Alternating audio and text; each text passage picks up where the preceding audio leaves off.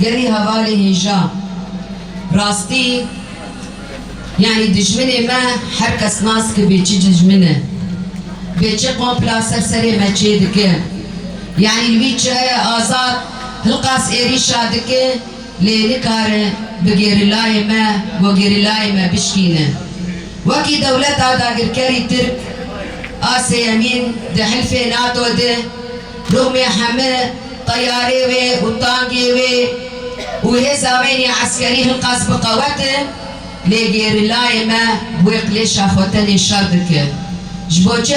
ام زورا دجمنی خود بن جبر ام خودی فکر کن ام خودی مبدأ کن ام خودی شهیدانه جبر ام نرخ شهیدی خود پارزن ام خودی شهیدی خود دکوین کس نکاره زورا ما ببن دکسایده وهدون حواله شهید حواله زینب و حواله امروز ام همو شهید ای گودبر شوره شده تا کوشش کرنا گانا آستای شهید بونه ام رز گردن یک ام بشار خال بروا ام دو طویلن و حدا ام ساقبن ام شبدار ریا وان شهیدان وان قهرمان ام سرساغیه جبوی مالبات شهیدان شهید یلماز هروا شهید زینب و تواهی گل ملباکر و رجلات سوری سرساغیه خوازن ام دب شهید نامرن سوزا خب شهید رجال گدی نودکن وکی ری حوالی باز شهیدان بو شهید یلماز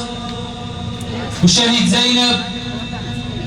ده اندام ریوبریا خسر بون گوش دست کا شورش و حتی گران آسنا شهادت بے تردد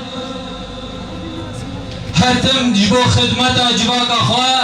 جبوی خدمتا گل خواه تجاری تردد نکرن حتی انگهان و آسنا پیروز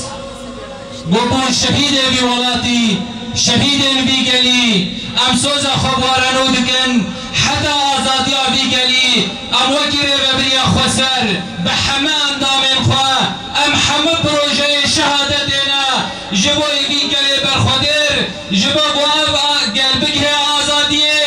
ام همه آمدن جان خواه جبوی گلی خواه فدا بکن اوینی شنهان لبرانبری چاوه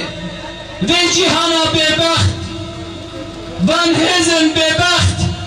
روزانه قتل عام لسر کلمتی مشاندن بیدنگی اوان